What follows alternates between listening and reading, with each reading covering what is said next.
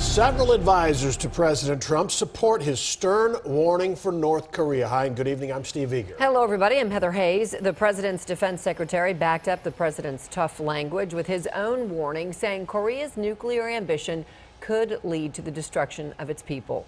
Tension has ramped up significantly since the announcement that North Korea developed a mobile nuclear warhead. The president threatened fire and fury if the regime made any more threats, so North Korea turned around and threatened to attack Guam. Japan and the U.S. launched B-1 bombers from Guam in a joint training exercise. Secretary of State Rex Tillerson tried to calm down the tension by saying there is no imminent threat. But even the president's spiritual advisor, Dallas pastor Robert Jeffress, is talking war and assassination. Fox 4's Natalie Solis talked to the pastor about what he means by taking out Kim Jong-un. Natalie. Well, Steve, it's exactly what it sounds like. Dr. Jeffress doubled down today with his comments that President Trump has divine authority to use whatever force necessary to deal with the North Korean leader.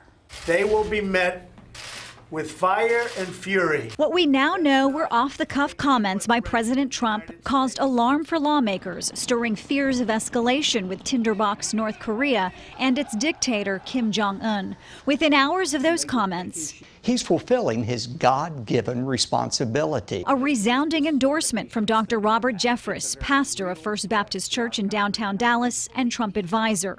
He issued a statement Tuesday as he returned from a Hawaiian vacation, saying in part, God has given President Trump authority to take out Korean dictator Kim Jong-un.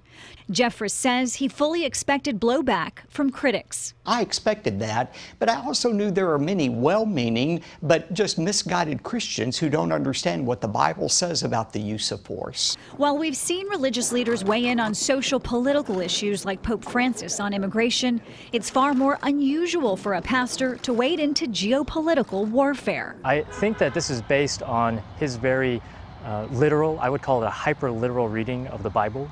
James Lee is a professor of church history at SMU's Perkins School of Theology. More commonly in the Christian tradition, the move has been to say that war is unjust, that we should avoid war.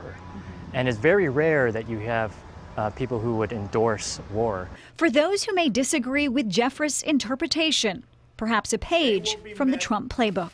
Can you see why maybe other evangelicals might take issue with your statements?